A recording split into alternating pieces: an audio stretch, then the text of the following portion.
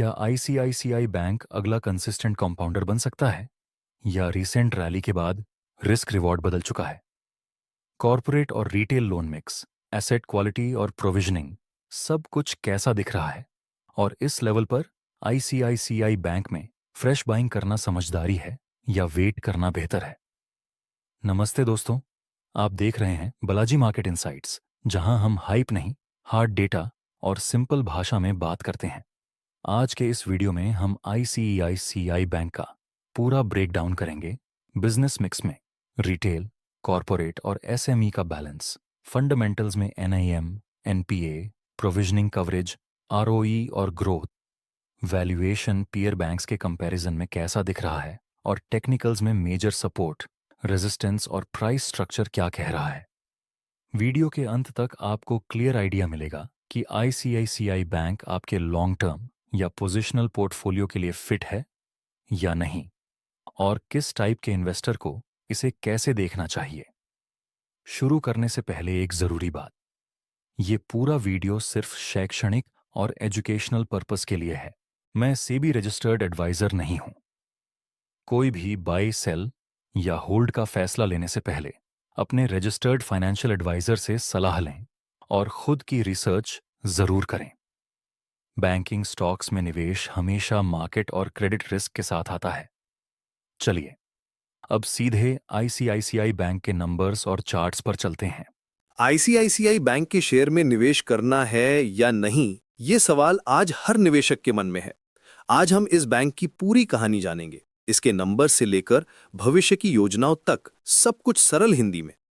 ICICI bank आज भारत के सबसे मजबूत प्राइवेट बैंकों में से एक है। दिसंबर 2025 में इसका शेयर प्राइस लगभग 1390 रुपीस के आसपास चल रहा है। लेकिन क्या ये सही कीमत है? आइए इसकी गहराई में जाकर समझते हैं। पहले बात करते हैं इसकी फाइनेंशियल परफॉर्मेंस की। Q2 FY26 में बैंक का नेट प्रॉफिट 12,358.89 करोड़ रुपीस रहा, जो पिछले साल के मुकाबले 5.21% बढ़ा है। टोटल इनकम 49,333.49 करोड़ रुपीस रही। ये नंबर्स अच्छे लग रहे हैं, लेकिन ग्रोथ रेट थोड़ी स्लो है। अब देखते हैं कि बैंक का बिजनेस कैसे चल रहा है। आईसीआईसीआई बैंक का डोमेस्टिक लोन पोर्टफोलियो 15.7% की दर से बढ़ा है। इसमें सबसे ज्यादा ग्रोथ बिजनेस बैंकिंग में दिखी है, 33.7%। ये एक बहुत अच्छा साइन है, क्योंकि बिजनेस लोन्स में ज्यादा मार्जिन मिलता है। रिटेल बैंकिंग भी अच्छी परफॉर्मेंस दे रही है। होम लोन्स, पर्सनल लोन्स और क्रेडिट कार्ड्स की डिमांड बढ़ रही है। रूरल पोर्टफोलियो भी 5.1% बढ़ी है। बैंक ने FY25 में 460 नए ब्रांचेस खोले हैं, जिससे टोटल ब्रांचेस 6,983 हो गए हैं। टेक्निकल एनालिसिस की बात करें तो करंट लेवल्स पर मिक्स्ड सिग्नल्स दिख रहे हैं। RSI 52.46 पर है, जो न्यूट्रल जोन में है। MACD नेगेटिव टेरिटरी में है, जो शॉर्ट टर्म में बियरिश सिग्नल देता है। मूविंग एवरेजेस का एनालिसिस करें तो 20 डे SMA 1477.21 पर है, जबकि 50 डे SMA 1476.33 पर है। सपोर्ट लेवल्स की बात करें तो 1350 रुपीस एक स्ट्रॉन्ग सपोर्ट है। अगर ये टूटता है तो 1300 रुपीस तक गिरावट हो सकती है। रेजिस्टेंस लेवल्स 1450 रुपीस और 1500 रुपीस पर हैं। 52 वीक हाई 1500 रुपीस और लो 1186 रुपीस रहा है। अब आते हैं शेयर होल्डिंग पैटर्न पर। यह बहुत इंटरेस्टिंग है। FII होल्डिंग 45.56% है, जो काफी हाई है। म्यूचुअल फंड्स का होल्डिंग 30.76% है। रिटेल इन्वेस्टर्स का हिस्सा केवल 9.38% है। प्रमोटर होल्डिंग 0% है, क्योंकि ये एक पब्लिक सेक्टर से प्राइवेट में कन्वर्ट हुआ बैंक है।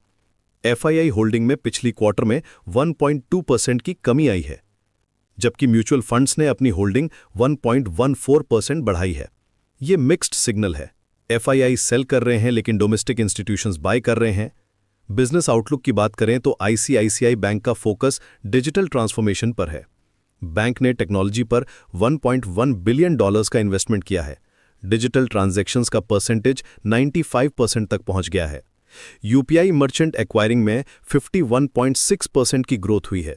बैंक की फ्यूचर स्ट्रैटेजी में कई एक्साइटिंग प्रोजेक्ट्स हैं। डिजिटल हेल्थ स्टैक के लिए आईआईटी कानपुर के साथ पार्टनरशिप की है।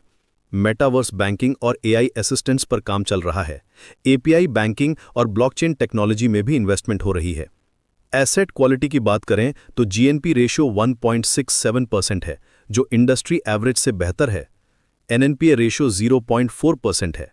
प्रोविजनिंग कवरेज रेशियो अच्छी है और कंटिंजेंट प्रोविजंस 13,100 करोड़ रुपीस है। कैपिटल एडिक्वेसी भी स्ट्रांग है। टायर 1 कैपिटल रेशियो 15.7% और टोटल कार 16.3% है। ये रेगुलेटरी रिक्वायरमेंट से काफी ऊपर है। अब आते हैं वैल्यूएशन पर। करंट पीई रेशियो 17.52 है, जो रीजनेबल लगता है। पीबी रेशियो 3.19 है। डिविडेंड यील्ड 0.79% है, जो थोड़ा कम है। सेक्टर कंपैरिजन करें तो एचडीएफसी बैंक का पीई रेशियो अलग है और कोटक महिंद्रा बैंक से भी कंपैरिजन करना जरूरी है। आईसीआईसीआई बैंक का वैल्यूएशन फेयर वैल्यू के आसपास लग रहा है। फ्यूचर प्रोस्पेक्ट्स की बात करें तो एनालिस्ट्स का एस्टीमेट है कि FY27 में ROA 2.3% और ROE 16.7% रहेगा। लोन ग्रोथ 16% CAGR एक्सपेक्टेड है। डिपॉजिट ग्रोथ 15% CAGR एक्सपेक्टेड है। रिस्क फैक्टर्स भी हैं। इंटरेस्ट रेट साइकिल का इंपैक्ट हो सकता है। कंपटीशन बढ़ रही है। रेगुलेटरी चेंजेस का भी असर हो सकता है। क्रेडिट कॉस्ट बढ़ सकते हैं अगर इकोनॉमिक स्लोडाउन आता है। पॉजिटिव फैक्टर्स में digital leadership, strong capital position, diversified loan portfolio और एक्सपीरियंस्ड मैनेजमेंट टीम है। रूरल एक्सपेंशन और बिजनेस बैंकिंग ग्रोथ भी पॉजिटिव है।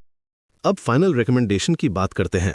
करंट लेवल्स पर आईसीआईसीआई बैंक एक डिसेंट इन्वेस्टमेंट ऑप्शन लगता है लॉन्ग टर्म के लिए, लेकिन शॉर्ट टर्म में वोलेटिलिटी हो सकती है। बाय रिकमेंडेशन के लिए 1300 से 1350 रुपए का लेवल अच्छा है। 1300 रुपए से नीचे स्ट्रांग बाय हो सकता है। करंट लेवल्स पर होल्ड करना रीजनेबल है। सेल रिकमेंडेशन 1500 रुपए के ऊपर कंसिडर कर सकते हैं। अगर टेक्निकल इंडिकेटर्स और भी नेगेटिव हो जाएं तो पार्शियल प्रॉफिट बुकिंग कर सकते हैं। टारगेट प्राइस के लिए 12 महीने में 1500 से 1600 रुपए रीजनेबल लगता है। ये 20 to 25% अपसाइड देता है करंट लेवल से। पोर्टफोलियो एलोकेशन की बात करें तो बैंकिंग सेक्टर में 10 to 15% एलोकेशन रीजनेबल है। आईसीआईसीआई बैंक इसमें से 30 to 40% हो सकता है। रिस्क मैनेजमेंट के लिए स्टॉप लॉस 1250 रुपीस रख सकते हैं। पोजीशन साइज भी मैनेज करना जरूरी है। एसआईपी अप्रोच भी कंसिडर कर सकते हैं वोलेटिलिटी को हैंडल करने के लिए। कंक्लूजन ये है कि ICICI bank fundamentally strong company है। डिजिटल ट्रांसफॉर्मेशन और business banking growth positive factors हैं। वैल्यूएशन रीजनेबल है। लॉन्ग टर्म इन्वेस्टर्स के लिए गुड ऑप्शन है, लेकिन पेशेंस रखना होगा। शॉर्ट टर्म ट्रेडर्स को टेक्निकल लेवल्स का ध्यान रखना चाहिए। ये एनालिसिस फैक्चुअल डेटा पर बेस्ड है। मार्केट कंडीशंस चेंज होती रहती हैं, इसलिए रेगुलर रिव्यू जरूरी है। अपनी रिस्क एपेटाइट के अकॉर्डिंग डिसीजन ले और डाइवर्सिफिकेशन मेंटेन करें।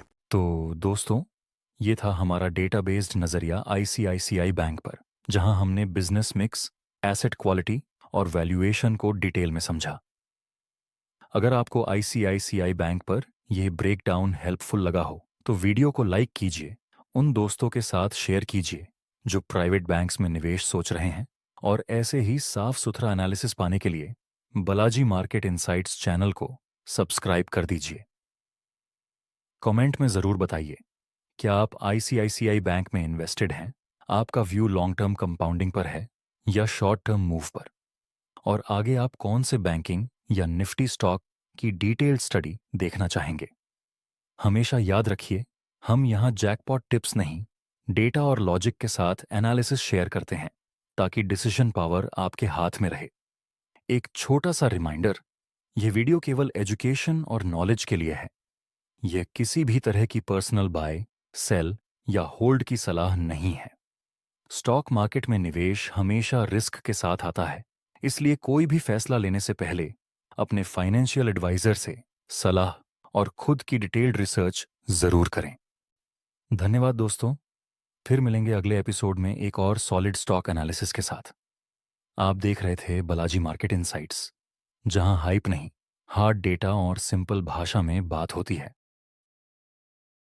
ऐसे ही और स्टॉक्स पर डीप, सिंपल और डेटा बेस्ड एनालिसिस के लिए वीडियो को लाइक कीजिए, दोस्तों के साथ शेयर कीजिए और बालाजी मार्केट इनसाइट्स को सब्सक्राइब करके अपनी स्टॉक मार्केट लर्निंग जर्नी आज ही शुरू कीजिए।